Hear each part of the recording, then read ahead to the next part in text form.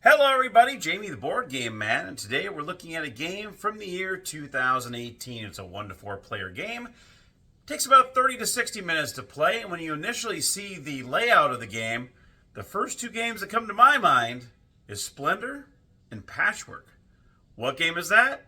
Well, today we're going to be looking at Realm of Sand.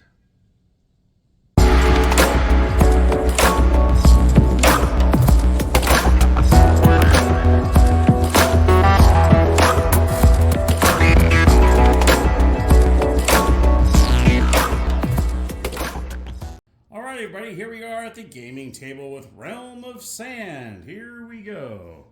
So I got it set up for a 2-player game. I'll go ahead and go over the components here. And what you're going to see here is you're going to have the player boards. They're all going to look the same. There's going to be 6 of them. And you can play up to 4 players. So you're going to play up to 4 of those boards. You're also going to have a little power-up cube, which you're going to put on 0 to begin the game. You also got your first player marker right here. Then we have the rune tiles, which will go in a circle. You see around the cards that you were trying to get points for. And you can see you have level 1, 2, and 3. You're going to place 4 cards of each. You also have your tiles on this side here, and then the elemental spirits, these little tokens right over here. Each player is going to begin with 3 of the rune tiles. And the object of the game is you're trying to get the most points by the time someone reaches 10 hourglasses. And let me show you what that means. Is when you are able to, as you can see here, here's one of the examples right here. In this card, if you're able to get this pattern of green tiles in this fashion on your board, you will get the 2 points. Now in some of these cards in the upper right hand corner, which I'll show you here on this one, if you get 2 red tiles diagonally from each other and 2 black tiles diagonally from each other in this manner, you would get 2 points and 1 hourglass. As soon as somebody gets 10 hourglasses, the game will end and everybody finishes out that round. Everyone has the same amount of turns. When you pick up a card, you'll actually get a bonus of these elemental spirits, which you'll pick up over on the right-hand side here to help you to complete some other cards. Now, you remember at the intro, I mentioned, well, it kind of looks like Patchwork. As you can see here, you got the little queen marker here. And what you're doing on your turn is you're either able to choose one of the 3 you start off with, or you can choose one of the first 2 tiles to lay down on your board. Let me show you this. Okay. You have one of 2 options on your turn. You can either play a tile and place it on your board, or later on when you get elemental spirits, you can place up to 3 on your board. Okay, those are the 2 options you have here.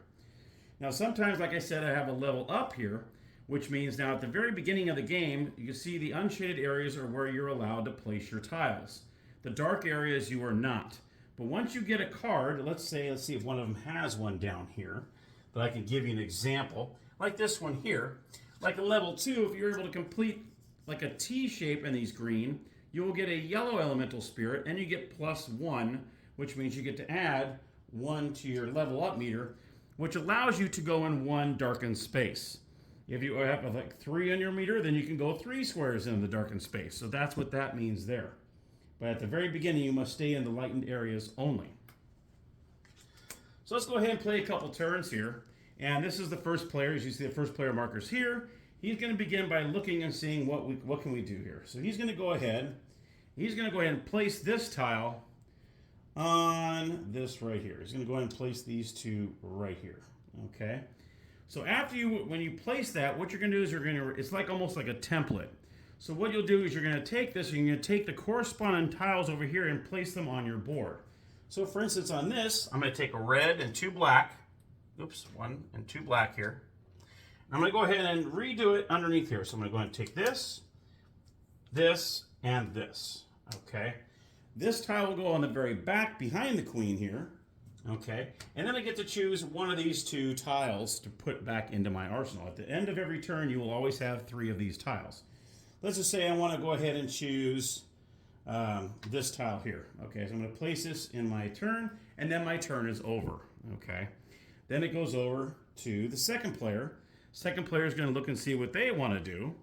And let's just say he wants to do, let's see here. He's going to go ahead and use this tile and place it right here. So what you would do is as soon as he places this tile, he's going to go ahead and replace these tiles, all right, with these. Like I said, it's like a template, and you're going to plate this and like so, okay? Then you're going to go ahead and, of course, this is going to move up. As soon as you choose, it's going to go up here, okay?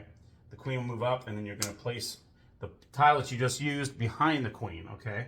And then he's going to choose one of these two here. He decides he wants to go ahead and go with this one. So he's going to take this, and of course the queen will move up. Okay, and then that tile will go here. Okay. So now the next turn, he's going to look and say, okay, I've got, let me see how I want to do this. I want to try to go for this one here. I want to get two diagonally. So what I can do is I can go ahead and place this over this like this if I wanted to. So what you do is if you place over like this, you can actually overlap and change the tile that's on there to the one that's on top. You are allowed to do that if you so choose to do so. But in this case, I'm going to go ahead and maybe do something like this. And that way I can get those two that are diagonally from each other. Okay? But I'm going to have to still try to work on seeing if I can get a black one. Well, let's see. How can I do this? Can I do it like this? No, I can't do it like that. So that's what's tough about this game is you can flip it every which way, whatever way you think will help. I'm going to go ahead and do this. So the black will stay the same. And I'm going to add a red and a green. Red and a green. So I'm going to put the red and green right here, like so. And I'm going to go ahead and choose the tile that I want to choose. I'm going to go ahead and choose this tile here. I place this behind the queen, and of course the queen moves up to there, whatever tile I took out, okay? And that would be my turn, and then I go back to this player here. This player, let's see what they want to do here. I'm going to go ahead and do, let's see here, what do I want to do here? What we can do is I'm going to do red. Let's see. How does he want to try to figure out? Or what I can do is I can just choose one of the two up here too. I don't have to go with the three that I have in front of me. I can actually look up here and see what I want to do with that. And what I want to do is I'm going to do this. He's going to take this tile here. He's going to place it just like this. Okay. So actually this red and black will switch around like so. Okay. And then this gets placed back behind the queen, and she's going to go over here. You'll still stay with those three. So what I'm trying to do is I'm trying to get this red, black, red here. Okay. So let's say on a later turn, I'll go ahead and go to this one. Let's see. So how do I want to do this one? We want two of these diagonally from each other. Okay, so I might want to do something like, let's see, can I need those two like that? So let's see if I do something like, let's see. Do I want to do something like this? No? Let's see. Two diagonally, and then I need two brown diagonally. But I need that one there. Okay, maybe I'll do something like this. So I'm going to take the one black, place it here, and then the two red down below. Okay, so there's that. This is going to go back behind the queen. I'm going to take one of these three. I'm going to go ahead and choose this one. All right, and this goes up above like this. Okay, now as you can see here, I've got two diagonally and two diagonally here, so that would take out this card here. So I would end up with 2 points and 1 hourglass. Now what I would do at this point, I would pick up a red and green of these, the elemental discs here. I'm going to go ahead and the elemental spirits. I'm going to take a red and a green and place them right over here. Then the ones that I used, I'm going to go ahead and take these out. Only the ones that you used, this, and they go back in here. Okay, and then I go ahead and keep this card. I have 2 points and I have 1 hourglass. Okay, now I come back over here, and that's when I want to look and see, okay, I want to do the red, black, red. Well, I need to turn this one red. So what I'll do is I'm going to go ahead and take this. I'm going to go ahead and go like this. So that's going to change that, okay, to a red. Okay, this is going to turn black. This is going to go green. Okay, and this is going to go red. Just like the little thing. We're going to place this back behind her. I'm going to choose which one of these I want to choose. Okay. And now for this one, oh, this has to be replenished. As soon as you do that, you replenish it. Now this one here, you can see we have red, black, red. So I scored 1 point on that. There is no hourglass on that one, but I do get a green and a black elemental spirit. So I'll take green and a black, and I'll place them right here. Okay, like so, and I get the 1 point. But there's no hourglass on there, so that means, and like I said, whoever gets 10 hourglasses in their arsenal triggers the end of the game, and everyone has their same amount of turns. Okay, so I'm going to go ahead and take these 3 off, because these 3 are what I built. Okay, and I'm going to go ahead and flip over and replenish. All right. Now, some of these level 2s and level 3s, you want to try to get some of those, because what happens is some of these, like this one, has a yellow spirit. Some of these upper ones, like this one here, has a yellow, and this one has a blue, okay, which this one here, as you can tell by the roan tiles, there are no yellow and blue on any of those tiles. So sometimes you have to fix, to complete these level 2s to get these certain colors in order to produce the 3rd row. Okay, so that's something really important as well. So if you can manage to do that, you'll have the special ones, the blue and the yellow, which you cannot get on the regular tiles. Okay, so when it comes back to me, what I can do is I can plan on, okay, I can place these wherever I want on my board, but no more than 3 at a time. You see here it says less than 3, no more than 3. So I can place up to 3, but I can place them anywhere I want. They do not have to be adjacent to each other. If I want to put this one, up here and this one down here, I can do that. If I wanted to do that, I can place them wherever I want on the board if I choose to do so. All right. So that's how the little elemental spirits work, is when you get them on the bottom here, you keep them. Now what happens is, if you decide to keep them, so let's just say, for these purposes, let's just say I had these green right here. So they're like diagonally from each other. So let's just say I had something like this. I'm going to go ahead and snag a couple more of these just to show you how this works. Let's say I had that pattern right here, okay? Let's just say I had those green elemental spirits and I was able to complete this one here. Okay, you can see they're two, kind of diagonally from each other, okay? I have that pattern. What happens is when I get this, obviously I will get 2 points. There's no hourglass on here. I would get a black and a red, and then I'll get a +1, which means it would allow me to go in one of these darkened spaces. Now what happens with these elemental spirits when you get them and you use them, these tiles always go back to the supply. But these you always get to keep. These will go back onto your board. So you can use those on a later turn. That's what's nice about the elemental spirits, is you always keep them. You never get rid of them. As soon as you acquire them, you keep them right here. Now in this case, I can only do up to 3. So if I wanted to use this turn instead of using a tile, I can only use 3 of the 4 that are here. All right, and that's how that works, okay? So you can see the queen moves around as soon as you choose a tile. She goes around just like in the game Patchwork. And this is almost just like Splendor here, where as soon as a card is taken, you'll replenish it. You're going to look and see how that works here. And you can see this one is pretty close to what I have there. Black and green here. All I would need here is just to say I had a green. So you had green, black, and then I had black, which I would put like right here. That would complete that one right there. And what I would do is I would go ahead and snag this one. I would get another black and red elemental spirit. And what I would do is I would take all these off. But these I would keep, and these would go back into the supply. So the tiles you never keep, but the elemental spirits you keep. And like I said, whoever has 10, let me show this here. Whoever ends up with 10 hourglasses will end the game, but only if everyone has the same amount of turns.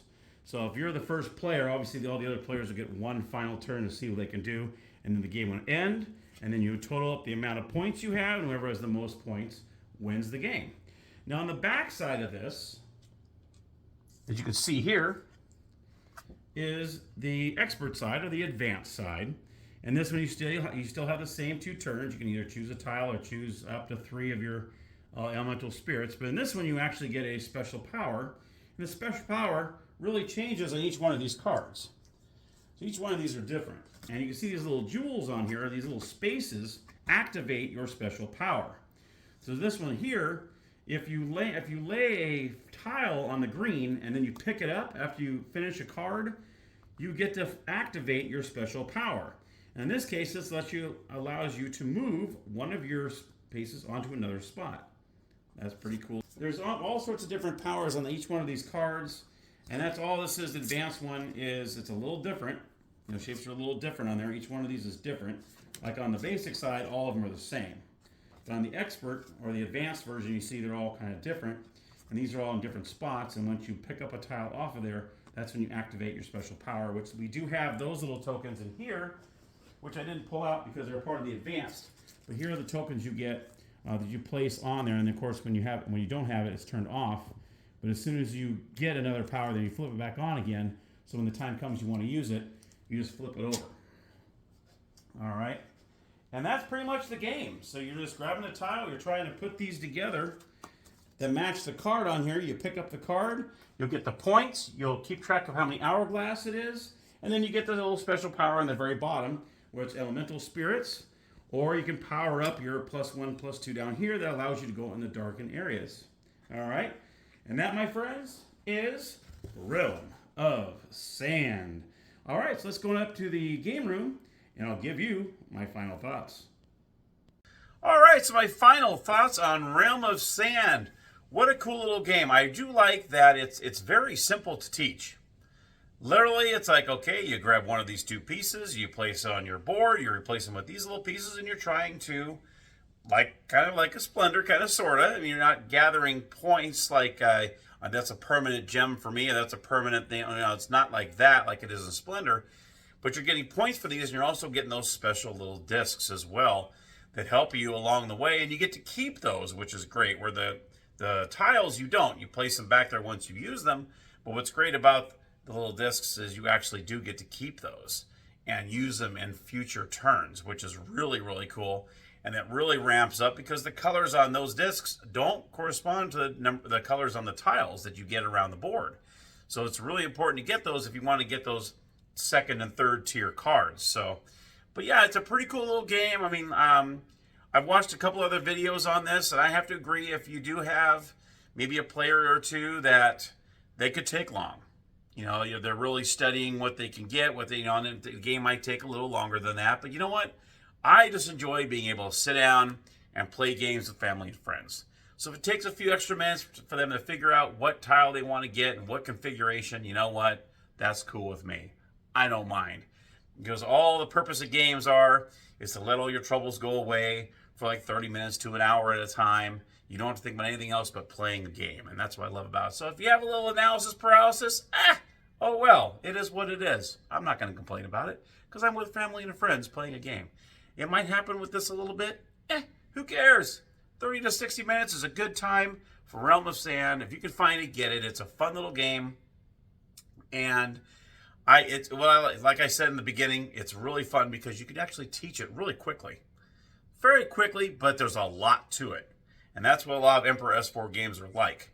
Pretty easy to teach, but wow, there's a lot more behind it than you initially think until you start digging in and start getting into the game. You're like, wow, there's a lot to this game. There's quite a bit, and there's a lot of thinking. So, and that's what I like about these games. All right, my friends, that's my review of Realm of Sand. Thank you so much for watching. I always appreciate your support. Don't forget to subscribe and hit that bell so you can get notified on any future episodes. And until next time, everybody, happy gaming.